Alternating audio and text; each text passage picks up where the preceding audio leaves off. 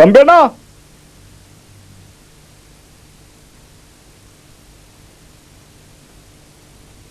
എന്റെ തമ്പിയണ്ണ, ഞങ്ങൾ ആ തോട്ടുമൊക്കെ തിരിക്കാൻ തുടങ്ങട്ടെ, നേരം കുറയായി. എന്തോന്ന് ഇത്ര കാര്യമായിട്ട് ആലോചിക്കണേ? ഇവിടെ വല്ല കിണറിന്നാണ് പോയോ? ചൂണ്ടയൊക്കെ റെഡിയാക്കി വെച്ചിട്ടാ ഞങ്ങൾ പറഞ്ഞേ. ഇപ്പൊ നല്ല കൊത്തുള്ള സമയാ. ഇപ്പൊ പുറപ്പെട്ടാ ഉച്ചയ്ക്ക് മുമ്പ് ഒരു കൂട്ടം മീനുമായിട്ട് നമുക്ക് തിരിച്ചു വരാം. നിങ്ങൾ പോയിക്കോ, ഇന്ന് എനിക്ക് വയ്യ. എന്തുറ്റി തമ്പിയണ്ണ, സുഖമില്ലേ? എന്റെ ബഹുമാനപ്പെട്ട മക്കളുടെ കത്ത അതുപോലെ ഇത്തവണ ഓണത്തിനും അവർക്ക് വരാൻ കഴിയില്ലെന്ന്. എല്ലാവരും വളർന്നു, ഗ്രാമത്തിന്റെ വിശുദ്ധി വിട്ട് നഗരത്തിന്റെ തിരക്കിലേക്ക്. അതിനിടയിൽ ഈ ഗ്രാമവും ഇവിടത്തെ ഓണവും ഒക്കെ അവർക്ക് വെറും പഴഞ്ചൻ സങ്കല്പങ്ങളായി തോന്നി കാണും. അതിന്റെ എല്ലാം മുന്നിൽ ഈ കിളവന്റെ ദുഃഖത്തിന് എന്തു വില? അടുത്ത വർഷത്തെ തിരുവോണത്തിന് എങ്ങനെയും വരാന്ന് പോലും. അതുവരെ ഈ കിളവന് ആയുസ് തരാൻ ജഗദീശനോട് പ്രാർത്ഥിക്കാം. നിങ്ങൾ പോയിക്കോ, എനിക്ക് അല്പസമയം ഒന്ന് മയങ്ങണം. മനസ്സിനും ശരീരത്തിനും ഒന്നും വയ്യ.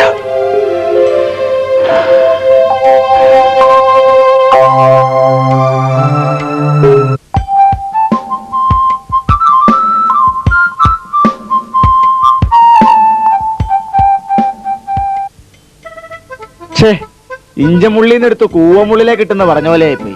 എന്ത് കഷ്ടം നോക്കി. സൂക്ഷിച്ചു വരണ്ടേ, ഇവിടെ നേരെ കൈതമുള്ള കാലേ കയറിയോ? കാലേ കയറിയത് ഇറങ്ങിയതൊന്നും അല്ല, ഞാനൊരു ഉപമ പറഞ്ഞതാ. നേരത്തെ പറയണ്ടേ നിന്റെ ഒരു ഉപമ?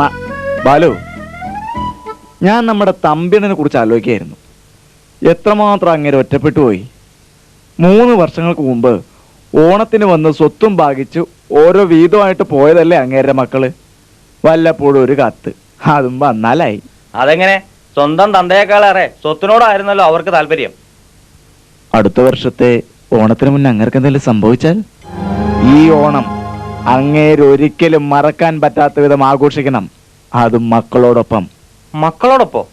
ഒരു ബുദ്ധിമാന് ആദ്യം വേണ്ടത് കിഡ്നി അല്ല, ബ്രെയിനാണ്. അതുണ്ടെങ്കിൽ പിന്നെ വരാത്തവനെയും വരുത്താനാണോ ബുദ്ധിമുട്ട്? നിങ്ങൾ പറയുന്നതൊന്നും എനിക്ക് മനസ്സിലാവണില്ല. ഓ എന്റെ തമ്പിയണ്ണ, ഇപ്പോഴത്തെ കാലത്ത് സത്യവും നീതിയും ധർമ്മവും ഒക്കെ മുറുക്കെ പിടിച്ചോണ്ടിരുന്ന നമ്മളൊക്കെ വെറും ധർമ്മക്കാരായി പോകും. ആവശ്യത്തിന് കയ്യിൽ തിണ്ടരികിടുതോം വേണം. മക്കളും മരുമക്കളും പേരക്കുട്ടികളും ഒക്കെ ചേർന്ന ഒരു ഓണം തമ്പിയാണ് ഇനി ഓണം ആഘോഷിക്കണം. ഒരിക്കലും മറക്കാൻ കഴിയാത്തവണ്ണം. അതെ, അതാണ് ഞങ്ങളുടെ ഇപ്പോഴത്തെ സ്വപ്നം. അവരാരും വരുന്നില്ലെന്ന് പറഞ്ഞ് കത്ത് വന്ന സ്ഥിതിക്ക് ഇനി ഒന്നും നടക്കണ ലക്ഷണമില്ല. നിരാശപ്പെടാൻ വരട്ടെ. അവരെ എല്ലാവരെയും നമുക്ക് ഇവിടെ വരുത്താം. ആദ്യം തമ്പിയണ്ണനൊരു അഭിനേതാവാകണം. അതെ, 1 കോടി രൂപ ലോട്ടറി അടിച്ച ഭാഗ്യവാൻ. ഭാഗ്യവാനോ? 1 കോടി രൂപ ലോട്ടറി അടിച്ച സന്തോഷ വാർത്ത ഇപ്പോ തന്നെ തമ്പിയണ്ണൻ മക്കളെ അറിയിക്കണം. പിന്നെ അവർ കുടുംബസമേതം എപ്പ എത്തുന്ന ചോദിച്ചാ മതി. അതാണ്. ഞാൻ അവരെല്ലാം അറിയിക്കാം. പക്ഷേ എനിക്ക് പ്രതീക്ഷയില്ല.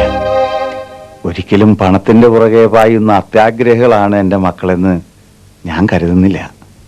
അത്ര വലിയ തിരക്കുണ്ടെങ്കിൽ അവര് വരില്ല. വരും. പണത്തിനോട് ആർത്തിയുള്ള മക്കളാണെങ്കിൽ അവർ തീർച്ചയായും വരും. ഓരോരുത്തരുടെയും വീതം കിട്ടിയതിന് ശേഷമാണല്ലോ അവര് വരാതിരുന്നത്. അതിനു മുമ്പ് എല്ലാ ഓണത്തിനും അവര് കൃത്യമായിട്ട് വന്നോണ്ടിരുന്നതല്ലേ. ഇത്തവണയും അവര് തീർച്ചയായിട്ടും വരും. തമ്പിയണ്ണോ, തമ്പിയണ്ണോ, എന്താടാ? അങ്ങനെ ഞങ്ങള് പറഞ്ഞതുപോലെ തന്നെ സംഭവിച്ചു. മൂത്ത മകനും കുടുംബം വരുന്നുണ്ട്. ഞാനിവിടെ നിന്നാ ശരിയാവില്ല. തൽക്കാലം അണ്ണൻ വന്ന് അങ്ങനെ അഡ്ജസ്റ്റ് ചെയ്യും.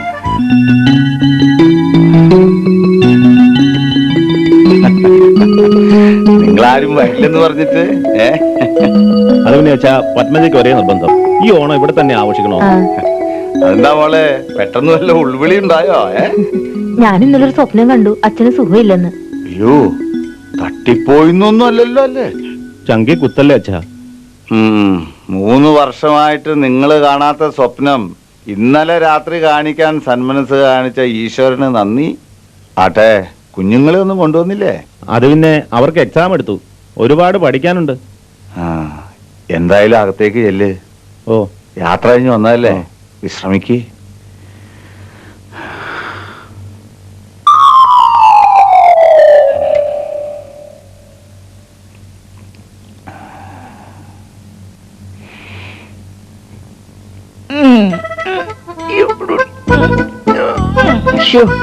ഇതെന്താ അടയ്ക്കോ അതോ നാടൻ പോകുമ്പോ? കാര്യങ്ങളൊക്കെ നിങ്ങളൊക്കെ പറഞ്ഞ പോലെ വരണുണ്ട്. ആരോ വരണുണ്ട്. മൂത്ത മകളും കുടുംബമാ വരണേ. ഞാനിവിടെ ഇരുന്നാ ശരിയാവൂല. ആത്മധൈര്യം കൈവിടരുത്. മുറുക്ക പിടിച്ചോണം കേട്ടോ. ആ,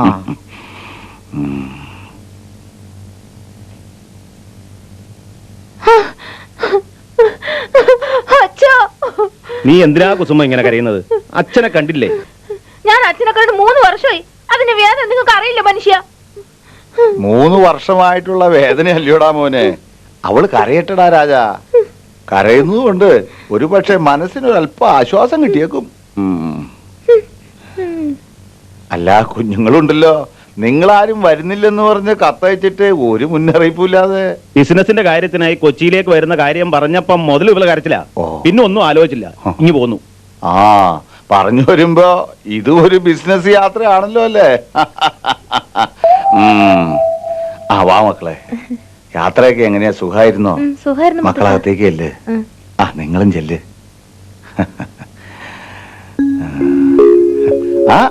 നീ എത്തിയോ? നിന്റെ ഭാര്യ വന്നില്ലേ? നീരക്കൽപ്പം തിരക്കുള്ള കാരണം വരാൻ പറ്റില്ല അച്ഛാ. ബോംബെയിൽ എന്താ മോനെ, അവൾക്ക് മാത്രമായിട്ട് ഇത്ര വലിയ തിരക്ക്? അവൾ അസോസിയേഷൻ സെക്രട്ടറി ആയ കാരണം അല്പം തിരക്കില്ല. അവരുടെ വകയായി ഓണത്തിന്റെ അന്ന് അവിടെ ഒരു ഡോഗ് ഷോ പ്ലാൻ ചെയ്തിട്ടുണ്ട്. ശ്വാനന്മാർ നന്ദിയുള്ളവരാ, പ്രത്യേകിച്ചും മനുഷ്യരെ അപേക്ഷിച്ച്. അവരെ പ്രദർശിപ്പിക്കണം. അത് വളരെ നല്ല കാര്യ. ആട്ടെ, വീട്ടിൽ എത്ര ഉണ്ട്? 2 എണ്ണം. അവരോട് കാണിക്കുന്ന സ്നേഹം നിന്നോടുണ്ടോ മോനെ അവൾക്ക്?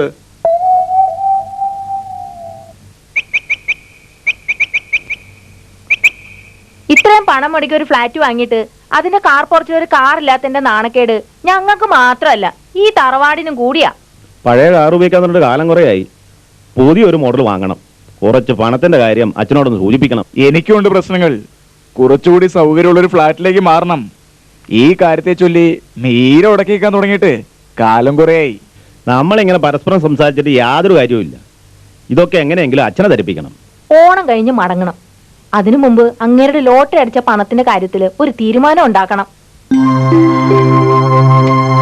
എന്റെ മക്കള് ഞാൻ വിചാരിച്ചതെന്ന് ഒരുപാട് മാറിപ്പോയി.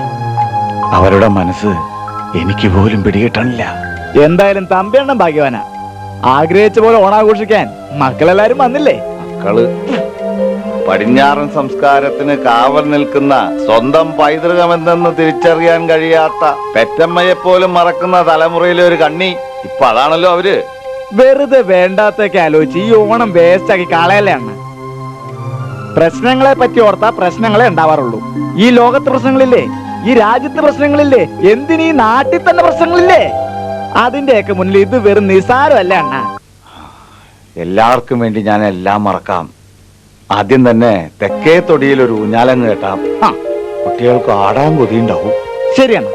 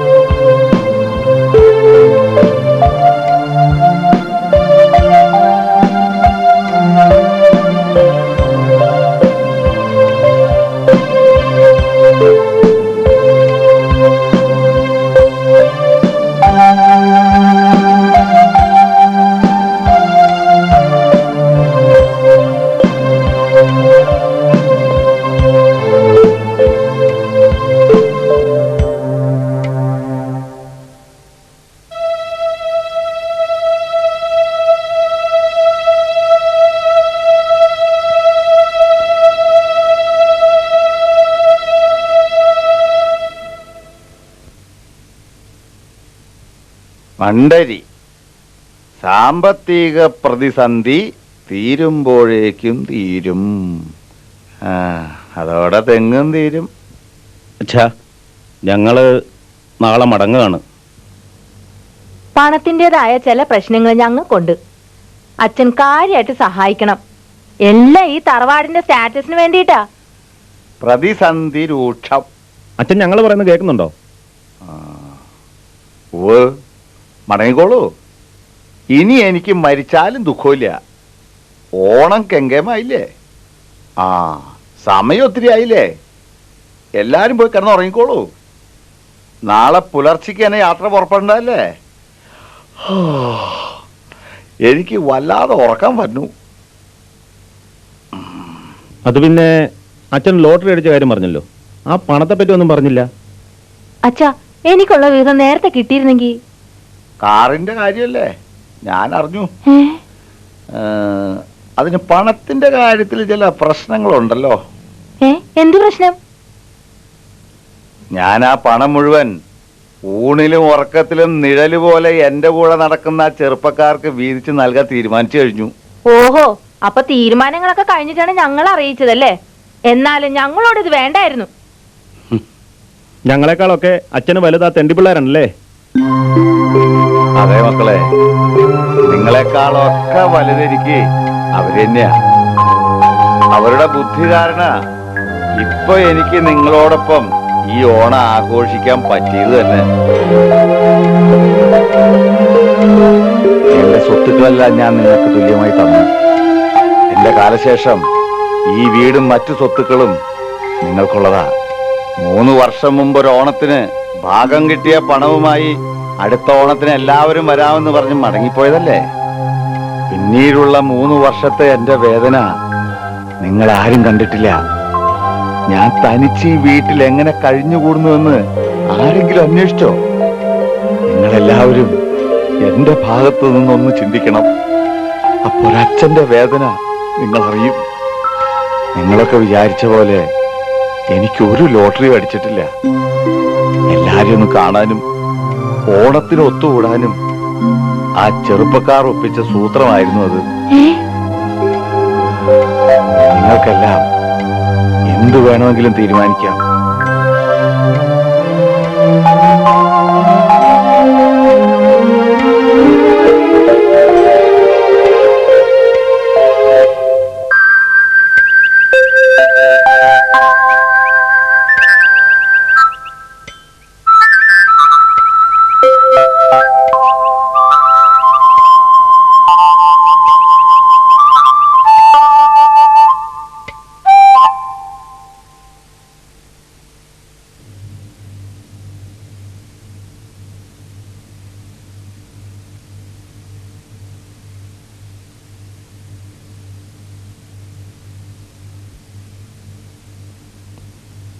ഞങ്ങളോട് ക്ഷമിക്കുമോ അച്ഛാ?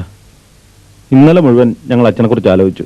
സത്യത്തിൽ അപ്പോഴാണ് അച്ഛൻ 3 വർഷമായിട്ട് അനുഭവിക്കുന്ന വേദന എത്രത്തോളം ഉണ്ടെന്ന് ഞങ്ങൾ അറിഞ്ഞത്. അച്ഛനോട് ഞങ്ങൾ വളരെ ക്രൂരമായി പെരുമാറിപ്പോയി. ഞങ്ങളോട് ക്ഷമിക്കൂ അച്ഛ. സാരമില്ല മക്കളെ, നിങ്ങളെല്ലാവരും തെറ്റ് മനസ്സിലാക്കി തിരുത്താൻ ശ്രമിച്ചല്ലോ, അത് തന്നെ വലിയ കാര്യം. വാർദ്ധക്യം ഒരു 2ാം ഭാഗ്യ. ഒറ്റപ്പെടുമ്പോ ആരും ഒന്നും അറിയാതെ ഒരല്പം സ്നേഹം പ്രതീക്ഷിച്ചു പോകും. നാളെ നിങ്ങളെല്ലാവരും ഈ മാറ്റങ്ങളിലൂടെ കടന്നു പോകേണ്ടവരാ. പഴയ കുടുംബങ്ങളുടെ കെട്ടുറപ്പും വിശ്വാസവും മറ്റും ഈ കാലഘട്ടത്തിൽ തകർന്നുകൊണ്ടിരിക്കുക. വൃദ്ധസദനങ്ങൾ ഏറി വരുന്ന ഈ കാലത്ത് നിങ്ങളുടെയൊക്കെ വാർദ്ധക്യം എങ്ങനെയായി തീരുമെന്ന് നിങ്ങൾ ചിന്തിച്ചിട്ടുണ്ടോ?